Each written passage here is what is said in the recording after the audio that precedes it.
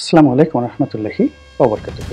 সম্মানিত দর্শক, বাংলাদেশের রাজনীতিতে এখন তিনটি বিষয় বহুল আলোচিত।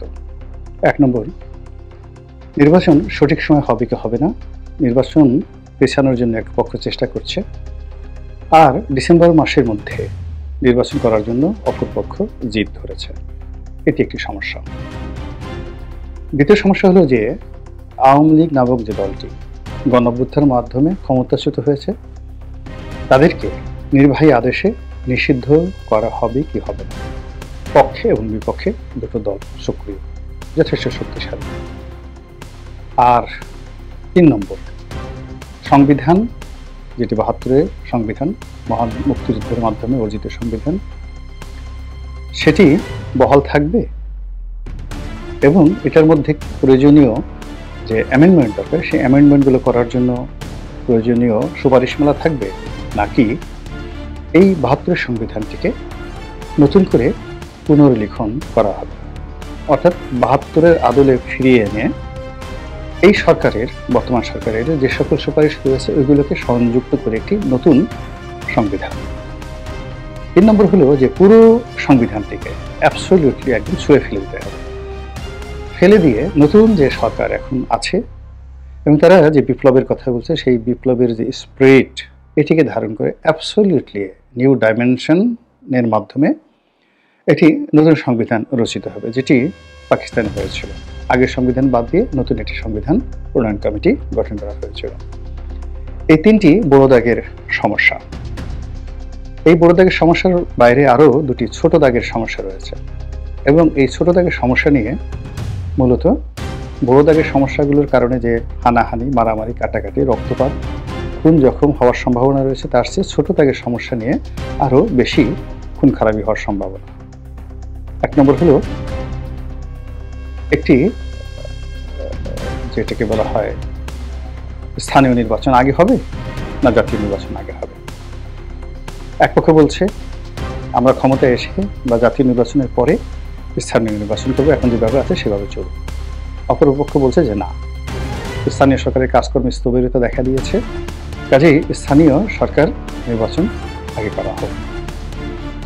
দ্বিতীয়ত হলো যে আরেকটি রেফারেন্ডাম নির্বাচন, জাতীয় নির্বাচনের আগে, যে নির্বাচনটি মূলত কনস্টিটিউশন, নতুন সংবিধান রচনা করার জন্য যে নির্বাচন হয়, সেই রকম একটি সাংবিধানিক কমিটি বা সাংবিধানিক একটা ভিত্তি তৈরি করার জন্য যে কনস্টিটিউশনাল অ্যাসেম্বলি, এরকম একটা নির্বাচন, যেটি ৭২-এর নির্বাচনটা যে কারণে হয়েছিল এবং যেভাবে হয়েছিল, ওই আদলে সংবিধান রচনার জন্য কেবল একটা নির্বাচন। এবং যারা এই নির্বাচিত হবেন তাদের প্রথম কাজ হবে একটা সংবিধান প্রণয়ন করা, তারপরে ওটি আবার তারা জাতীয় পার্লামেন্টের মেম্বার হিসেবে কাজ করতে পারেন অথবা অন্য যে কিছু হতে পারে। এই দুটো সমস্যা, আগের তিনটি বড় সমস্যার চাইতে এই দুটো সমস্যা ছোট দেখতে, কিন্তু এর মাধ্যমে বিভেদ, বিসংবাদ, মারামারি, কাটাকাটি হওয়ার সম্ভাবনা আগেগুলোর চাইতে বেশি। এখন এই সমস্যাগুলোর কি হবে? সমস্যাগুলোর একটা নিষ্পত্তি হতে হবে, মাঝামাঝি হওয়ার কোনো স্কোপ নেই। এখানে যারা এর পক্ষে আছেন তাদেরকে বিজয়ী হতে হবে, অথবা যারা এর বিপক্ষে রয়েছেন তাদেরকে বিজয়ী হতে হবে। এর মাঝামাঝি কোনো কিছু হওয়ার সম্ভাবনা নাই। যদি মাঝামাঝি কোনো কিছু হয়, সেখানে এক পক্ষের কবরের উপর অন্য পক্ষের প্রাসাদ রচিত হবে। আপনারা সবাই জানেন যে রাজনীতি এমন একটা বিষয়, এটি যুদ্ধের চাইতেও মহাপ্রলয়, এবং এটিকে বলা হয় অনেকটা ওয়ান ওয়ে ট্রাফিক। একবার যদি আপনি এই ঘরের মধ্যে, রাজনৈতিক কোনো ঘরের মধ্যে ঢুকে পড়েন, এখান থেকে বের হতে পারবেন, আপনাকে এর সঙ্গে লড়াই করে বাঁচতে হবে। এখন ইচ্ছাই হোক, অনিচ্ছাই হোক, নিয়তির খপ্পরে পড়ে হোক, লোভের পাল্লায় পড়ে হোক, যেভাবেই হোক না কেন, ডক্টর মোহাম্মদ ইউনূসের নেতৃত্বে অন্তর্বর্তীকালীন সরকারের যে সকল কর্তা ব্যক্তিরা এই বর্তমান অন্তর্বর্তীকালীন সরকারের কর্মকাণ্ডের সঙ্গে জড়িত হয়ে পড়েছেন, এদের মধ্যে সাংবাদিক আছেন, ব্যবসায়ী আছেন, আমলা আছেন, কামলা আছেন, সাবেক আমলা আছেন, বুদ্ধিজীবী আছেন, আরও অনেকে বিশ্বাস করেন যদি এদের পতন হয় কিংবা এরা যদি পরাজিত হয়, তাহলে আওয়ামী লীগের লোকজনদেরকে যেভাবে অপমানিত করে, লাঞ্ছিত করে কোর্ট কাছারিতে হাজির হতে হচ্ছে, পিটমোড়া করে বেঁধে, হ্যান্ডকাপ পরিয়ে, মাথায় হেলমেট পরিয়ে আনা হচ্ছে। অনেককে, ইনু সাহেবকে দেখলাম, সত্য না মিথ্যা জানি না, জেলখানার যে ভিজিটর রুম এরকম কিছু একটা হবে, সেখানে তিনি দেখা করতে আসছেন, ওখানে তাকে আচ্ছা মতো কিল ঘুষি মারা হচ্ছে। আবার যখন কোর্টে হাজির করা হচ্ছে তখন আর এক দফা ডিম মারা, কিল ঘুষি মারা, লাথি গুঁতো মারা, এরকম জিনিসগুলো অনেকগুলো হচ্ছে, যেটি আওয়ামী লীগের পতনের আগে কল্পনাই করা যেত। বিএনপির কোনো নেতাকে এভাবে হেলমেট পরিয়ে, এভাবে মারধর করে আওয়ামী লীগ কোর্টে উঠিয়েছে বা উঠাবে, এটা আমরা কল্পনাই করতে পারতাম না। সারা বাংলাদেশে কিয়ামত হয়ে যেত, কিন্তু যেটি এখন করছে। আর এই অবস্থাতে যদি আগামীতে আরেকটি ভার্সন, পতনের আরেকটি ভার্সন আসে, তাহলে পায়ে হ্যান্ডকাপ, হাতে হ্যান্ডকাপ, এবং অনেকটা আমরা সিনেমার স্টাইলে যেভাবে দেখি ডান্ডাবেড়ি, সেই ডান্ডাবেড়ি পরানো হবে এবং সারা শরীরে লোহার পোশাক পরানো হবে। তারপর যেভাবে আরব ও রজনীর গল্পের মতো করে জেনাকার ব্যভিচারদেরকে যেভাবে পাথর মারা হয়, ওইভাবে পাথর মারার চেষ্টা করা হবে। আর ওই যে শিল্ড, সারা শরীরে যে তাদের বডি শিল্ড থাকবে স্টিলের তৈরি, রোবটের মতো, টার্মিনেটরের মতো, ওইগুলোতে সেই ঢিল লাগবে আর টন টন টন টন করে আওয়াজ হবে। এরকম একটা পরিণতির দিকে যদি যায়, এবং সেটা না যাওয়ার কোনো কারণ নেই। এই কারণ হলো, যে কোনো মন্দ কাজ এটি জ্যামিতিক হারে বাড়তে থাকে, ভালো কাজ বাড়ে না, ভালো কাজ কমতে থাকে, মন্দ কাজ জ্যামিতিক হারে বাড়তে থাকে। আমাদের ইতিহাসে বঙ্গবন্ধু বিজয়ের পর ৭২, ৭৩, ৭৪ সনে তিনি তার রাজনৈতিক কর্তৃপক্ষের সঙ্গে যে আচরণ করেছেন, ৭৫-এর পট পরিবর্তনের পর সেটি আরও জল্লাদের পর্যায়ে চলে গেছে। জেলখানাতে ৪ নেতার হত্যাকাণ্ড কল্পনাই করা যায়। এরপর এরশাদ জমানাতে সেটা আরও বেড়েছে, ৯১-তে সেটা আরও বেড়েছে। এরশাদ সাহেব যখন জেলখানাতে গেছেন, তার জেলখানাতে সার্কিট ক্যামেরা লাগিয়ে দেওয়া হয়েছে যেন তিনি ঠিকমতো প্রাকৃতিক কর্মকাণ্ড করতে না পারেন। এবং এরশাদ সাহেব এবং এরশাদ সাহেবের পরিবারে যে অপমান করা হয়েছে, এর থেকে আবার বেশি অপমান করা হয়েছে 1/11-এর সময় তারেক রহমান সাহেবের সঙ্গে, বেগম খালেদা জিয়ার সঙ্গে, আরাফাত রহমান পক্ষের সঙ্গে পিটিএ, মানে আরাফাত রহমান পক্ষ এবং তারেক রহমান সাহেবকে পিটিএ রীতিমতো জীবন্ত লাশে পরিণত করে দেওয়া হয়েছে। তো এখন এই যে বেড়েছে, একটার পর একটা বেড়েছে।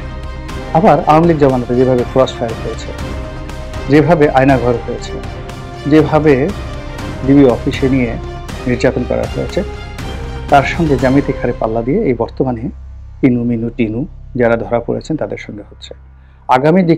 আগামী দিনেও যারা ঘিনু মিনু পিনু, চিনু মিনু টিনু, এদেরও এই অবস্থা যেটা বললাম, যে ওইরকম হাতে পায়ে ডান্ডা বেড়ি পরিয়ে এরকম ঘটনা হবে। তো সেটা যদি ঘটানো হয়, তাহলে আপনি বুঝছেন, আমি বুঝছি, এখন যারা আছেন তারা কি বুঝেন না? অবশ্যই বুঝেন। ফলে এই বোঝার কারণে কি করছেন?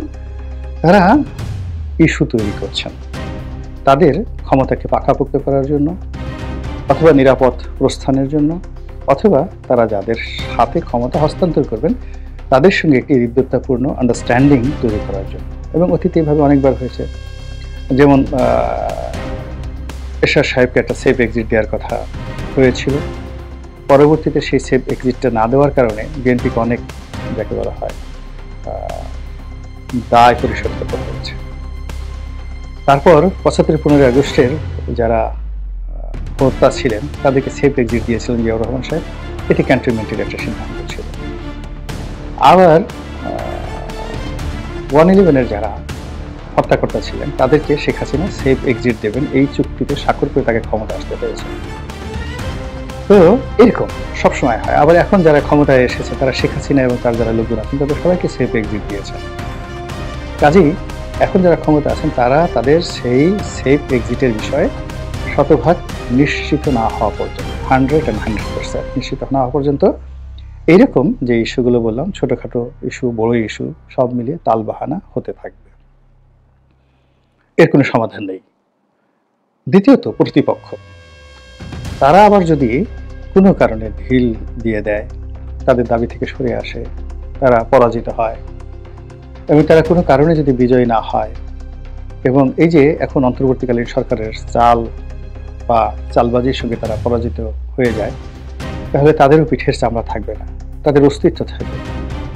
ইলেকশনে জয়লাভ দূরের কথা, এর পরবর্তীতে যদি সেনাবাহিনী অ্যাকশনের নামে, পুলিশ অ্যাকশনের নামে দেশে জরুরি অবস্থা জারি হয়, তাহলে বিশ্বাস করেন বাংলাদেশে আওয়ামী লীগের যত ক্ষতি হয়েছে তার চেয়ে বেশি ক্ষতি হবে এখন বিএনপির এবং জামাতের।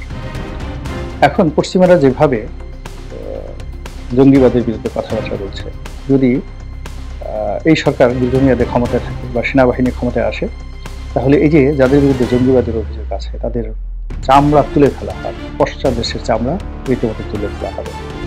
ফলে যারা নির্বাচন দাবি করছে তারা মূলত একটা ব্রিদিং স্পেস চাচ্ছে। জয় হোক পরাজিত হোক, এটি রাজনৈতিক সরকারের অধীনে নির্বাচনের পর যে কোনো দমন পীড়ন সেটার একটা সীমা পরিসীমা থাকে, কিন্তু অনির্বাচিত সরকারের অধীন কোনো দমন পীড়নের সীমা পরিসীমা থাকে না। তো সেই দিক থেকে যে কর্মকাণ্ডগুলো করছে, সেই কর্মকাণ্ডগুলো এখন দুই পক্ষকেই মুখোমুখি অবস্থানে দাঁড়িয়ে আছে এবং যে যার মতো করে হম্বি করছেন, তম্বি করছেন, হুমকি দিচ্ছেন, ধামকি দিচ্ছেন, কৌশল করছেন, চালবাজি করছেন এবং নিজেদের যে বিষয়গুলো সেটা সংস্কার করা হবে, শেখ হাসিনার বিচার করা হবে, আগে বিচার, তারপরে সংস্কার, তারপরে নির্বাচন, এই সমস্ত নানা রকম ফন্দি ফিকির আসতেই থাকবে। এখন পবিত্র মাহে রমজান চলছে, মাহে রমজানের পরে এটা একই সাথে ত্রিমাত্রিক, আকাশে বাতাসে বাঁচতে থাকবে। টেলিভিশন টকশোগুলো মানে ফাটাফাটি, ইউটিউবে আমরা যারা বলছি আমাদের রমরমা অবস্থা তৈরি হয়ে যাবে ঈদের পরে। তারপরে পত্রপত্রিকাগুলো সাধ্যমতো লিখবে, দেশের